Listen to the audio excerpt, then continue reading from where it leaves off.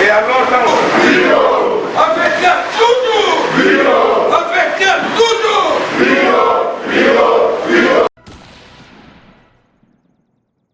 mais biso toza bakozi oyo tozo représenter chef de l'état na base eza boye te na Kinshasa il n'y a que deux chefs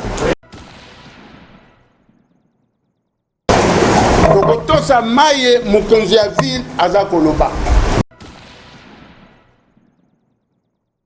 yo soki olinga ngobila te ça c'est votre problème oza na problème na l'état biso babongisa biso bijou wana ebebi ezali ndenge ya dictature te loin de là tata na kombo penguya na yo nasengi lipamboli ya ngelingeli na babone nyonso ya Kleboa babone nyonso ya kleboa.com bopambwami pe bopambwami lisusu Kleboa.com atatata na bamwanzi mpe batalaka yango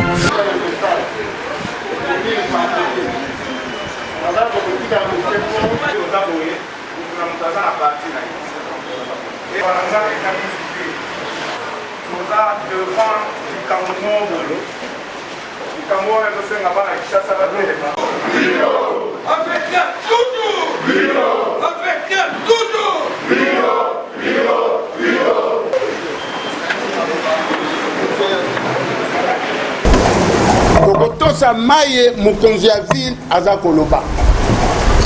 abi zando ekanga moke ezali définitive te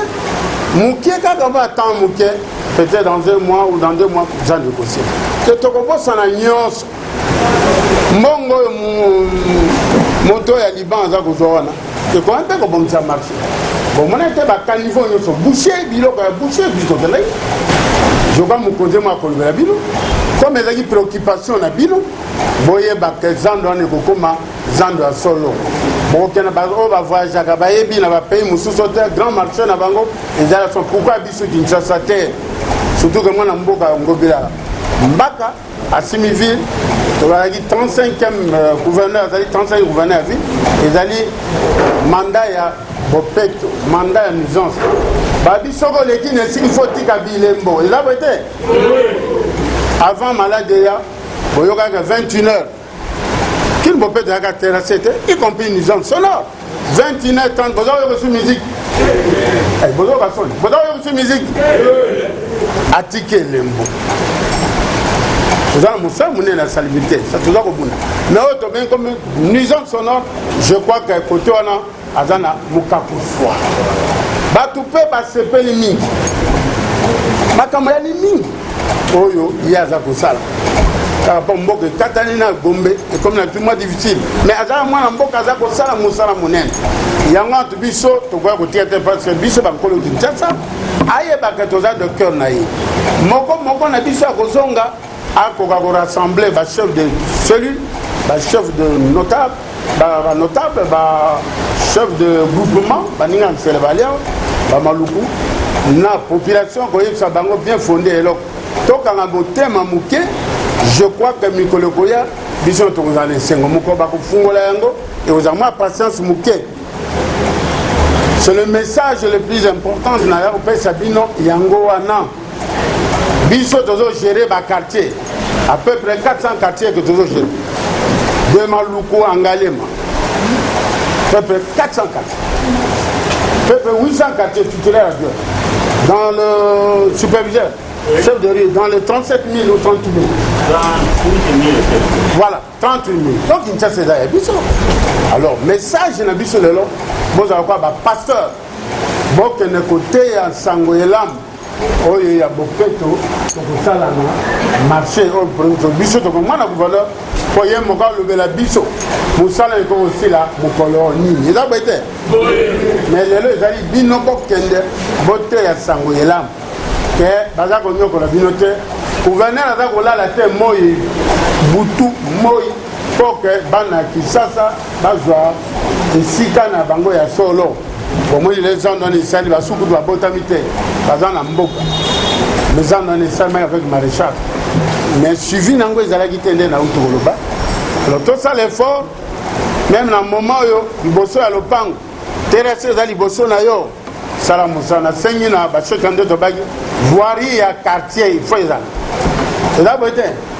moke ya biloko tosobi avec concours ya ville bo banda kosala yango na sepemi na mwa bakartier mosusu nasali tourne basu bazwi bato na bango voirie 10 personnes basalaka salon. Donc makambo ezali monene bato baza kokufa na zando bakofinga gouverneur baso non gouverneur alingi kaka abongisa eloko tozala interprète na biso kobanga te ezala jean bektono te nsango elamu ezala baapôtre ya jésus tozala s'il vous plaît matele voilà tozalaki kuna voilà ça bayebi biso marché ekosila d'ici là mais kouta na monoko na ngai te kouta monoko ya nani ya papa gouverneur tokoyeba yango avant jeudi papa conseiller nde tokoyeba ndenge tosala mpi tobana mpe koleka na bakomi koyebisa bato sango elamu oyo so tosisi na mokonzi avant jeudi nde tokoleka commune par commune tosala baréunion mpo ya koapese tosengi na bakinois pardon mingi tosengi bino pardon bosikitisa mwa motema babongisa biso bijou wana ebebi ezali ndenge ya dictature te loin de là kolela na biso bakinois bakonzi bayeki yango preuve ane ke bomoni mpe badepute provinciaux bayeki kotala tozosenga mpe na bango baza bato biso tovota bazala mpe interprète ya mokonzi epai bavandi na bajuridiction na bango bakoka mpe kosangisa banotable tosengi bango mpe tokomwana mpe bango tokomwana bango mpo ke baza baélu du peuple maye gouverneur azosala malamu tokosenga bango mpe bakoka kosala nini kosoutenir yango eza boye te mpo na biso tobandi nde mosala nzambe asunga biso ke ville efunga parceke toliaka na ville eza boye te tokosenga na papa mokolo tokozala kuna ayebisa biso ville efunga mpo nzala eleki mingi bakinois nde tolobi topesi bino lisusu tosengi biso bolimbisi bamama na biso ya zando pasi eza na biso nyonso toyoka message ya mokonzi tokosenga mpe asala message na bakinois ekinois pour que kimia boboto bondeko ezala yo soki olinga ngobila te ça c'est votre problème oza na problème na l'état biso mais linga ye en tant que gouverneur asali même pas 2 ans c'est une année je crois sur 3 mois ou quoi donc ekomika me bato basali 3 ans 5 ans 6 ans des siècles tomona eloko te oloba boye te tout ça mais ye au moins akotia tozali na kaka basusu ya de gouverneur batika bilembo lokwa barond point so tuni bonangi osala publicité ya moto awa te baso batiki barond point baso batika eloko ye akotika grand marché akotika nuisance sonore akotika l'esprit ya salongo tobengi komo kini bopeto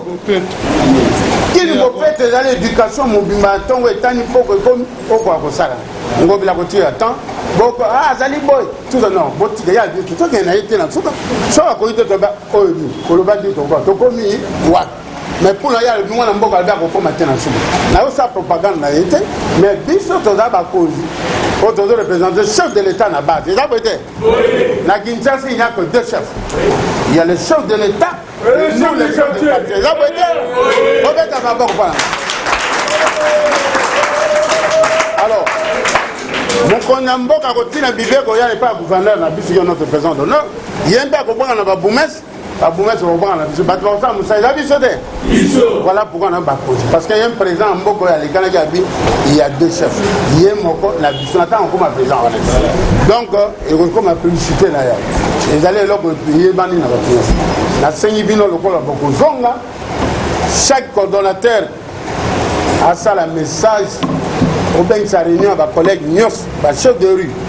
bachef de localité bachef de groupement mpo boyebaka ngonga esali nini ebeti tongo apongi malgré salito ya malade bayoki euti so na chine batoma tokoma okufa nzala bapa nango so ezalaki yango te mais zando oyo monene beti esilaki voilà na kotika peut-être kini bopeto so na message conseil so na message comme ça okokolola na bana nani mais na bi avant jeudi tokomana na nani ndeko ngobila asali likanisi ya kobongisa zandu wana mais tozomona eza na bato mosusu toye mpo na détail te batelemeli ke batongela biso zandu wana te. Mais na Congo nde toza boye toza ata na zandu moko te oyo koki kozwa mopaya na yo awuti poto bokota na zandu ndenge bato balongwaka bakendaka même kinkole. Soki likanisi ya kotonga ya kobongisa ba moyen monani eloko nini mutu na mutatu na conscience na ye eloko nini ekoki kopekisa po batonga te babongisa te to vivre kaka mabe. Papa mama toyebi ke mutu na mutu aza na parti politique na ye mutu na mutu aza na lingomba na ye mais problème toza nango eza problème ya catholique ya boyete eza problème ya Congo eza problème ya Kinshasa. To soutenir bakonzi ya mboka toza na président Félix aza wana to soutenir ye soki biso moko population tovandi na sima na ye te ekosimba te. Soki biso population ya Kinshasa tovandi na sima ya Ngobila te ekosimba te. Soki eza na ba contrat oyo eza na intérêt ya population te ya bakinois te. Soki ndeko Ngobila atelemeli contrat wana ba revoir yango bien ba bongisa po batonga ndenge esengeli bato ba vivre. Vraiment toza na Kinshasa il faut to vivre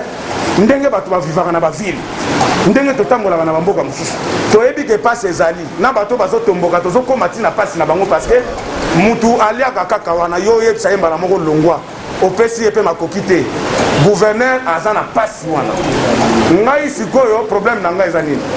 nayebi ke mutu na mutu ndenge aza na makambo na ye ayeli fo ayebisa gouverneur. Problème na bino nyonso nakanisi président alobi bokomona gouverneur bino moko bokosola na ye leta maboko lingomba oyo toyebi nazo rappeler eloko oyo ke mutu na mutu aza na parti na ye mais problème toza nango eza ya Kinshasa ebonga mpona intérêt ya bakinois. Problème ya wenze wana tozala na nsima ya gouverneur to soutenir gouverneur po so to soutenir ye te misala mpe ekosalema te. Nazali kosenga na bino bapapa na ngai namoni bino na sepeli makasi nayebi ke bato baza na baquestion ebele mais ngai nasengi bino boprépare baquestion na bino wana d'ici lobi ou après lobi bokomona gouverneur ata ndenge boza ebele boya koyamba bino abosola na bino bakinois bapapa na ngai. Problème na ye nayebisa bino eza kaka ke tozala bomoko lisanga na nsima ya bakonzi na nsima ya président na biso Félix tozala na nsima ya gouverneur quand même kobongisa ezalaka na étape moko tolekaka ezalaka ya pasi avant moto azwa eza na étape tokanga motema tokende na bakartier toyebisa bandeko na biso oyo bato mosusu baza kointoxike na makambo mabe ke totala personnalité totala Ngobila te totala ndeke ye moto aza gouverneur tosoutenir ye po soki osi otie kombo ya motu na ndenge mabe ata akabeli eloko kondima ye te siko tokomaka na niveau wana te totala misala totala te ke po aza moto alingomba boye po aza moto ya boyeboye te. Kinshasa eza ya bakinois eza ya bana Kinshasa botelema totelema eza na makambo mosusu eza lisusu ya parti politique te ke balingi babongisa batonga tozala bien ke bato mosusu balobi totonga te nayebi te soki tokopona ke totonga te tozala kaka na sali te tozala kaka nde toza bo ou bien totonga mwa maloba na ngai mibale ezalaki yango wana mais tokokontinue nango jour gouverneur ye moko akoyamba bino na esi ekozala lobby ou après lobby kozwa programme epai ya président ata bokoya ebele ata bokozala ke bosala mwa komité moko boyeya bokosola na gouverneur bokopesa ye baproblème nayebi ke boza na baproblème même ya ndeyore ya awa nayebi nde tofandi bo toza na baproblème mosusu ya koyebisa gouverneur oyo mpe tolingai toyebisa awa mais bokomona ye moko bokosola na ye en tout cas mwa moke nazalaki nango yango wana mote lisusu nga naza sur bandeko balobi oyo bakokaki koyebisa bino mais naza na rappel moko ya kosala bachef de quartier boyebi gouverneur actuel mwana mboka Gentili Ngobila azalaka na considération makasi epai ya bachef de quartier boyebi yango ok azwaka bino lokola armée na ye ya liboso pamba te programme oyo aza nango Kinshasa bopeto po eresir malamu esengaka implication ya bachef de quartier nyonso bino nde bomonaka bakartier bozalaka na bato bazalaka na bango mais na contexte ya lelo na bakartier na biso tovanda bato na biso nde bakendaka koteka na zando eza bongo te bato mingi oyo baza na bamesa na zando baza na bakartier oyo biso tovanda alors tolingi koloba boye boyebi bino moko soki okoti zandu lelo ntango kobima okotaki na elamba na ya kitoko sapatu na ya kitoko ya pembe ntango yobima ezwi potopoto alors Kinshasa bopeto tolobaka kaka ezali kaka bopeto ya konettoye te mais ezali d'abord changement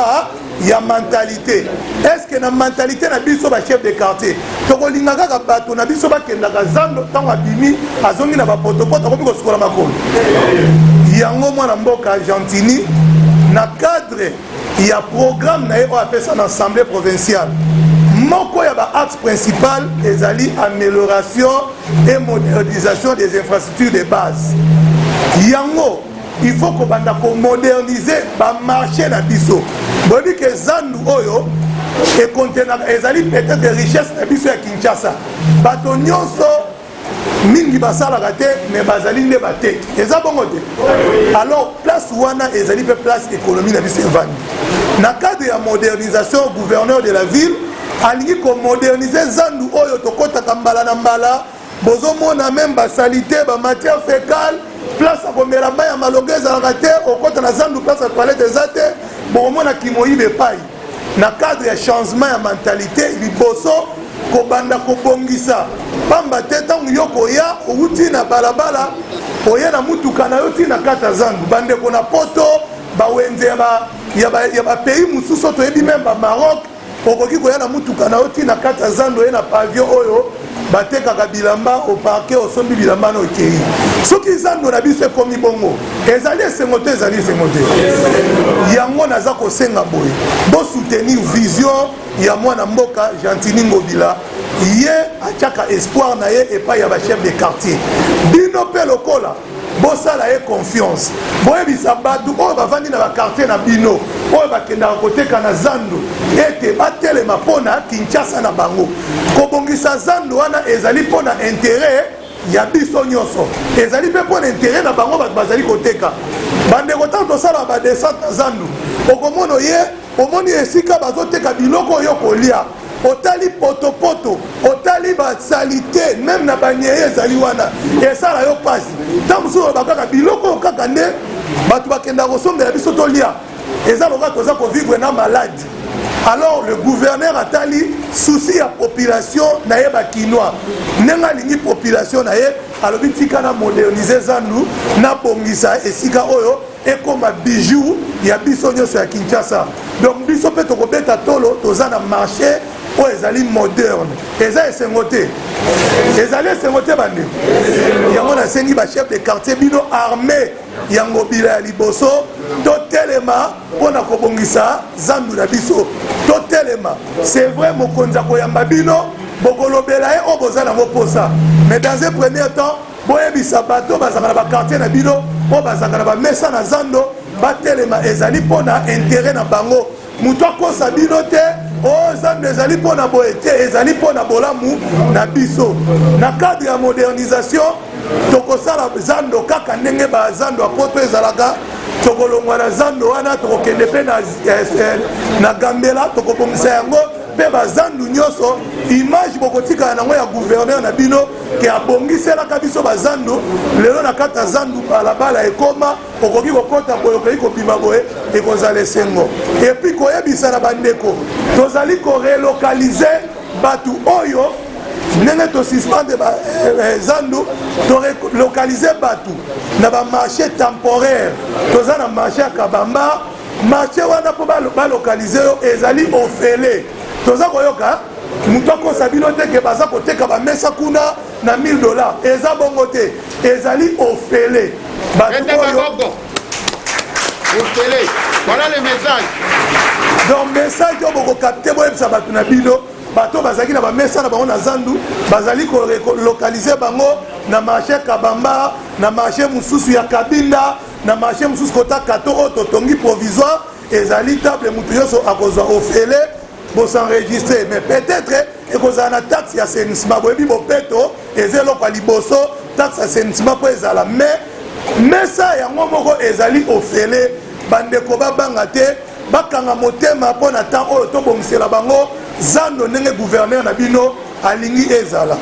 Vraiment bocapte message wana boyebisa bato wana na suki wana mpe na remercier bino bokomona na gouverneur na bino bino moko bokoloba na ye oyo bozali nango ye mpe akoloba na bino makanisi na ye.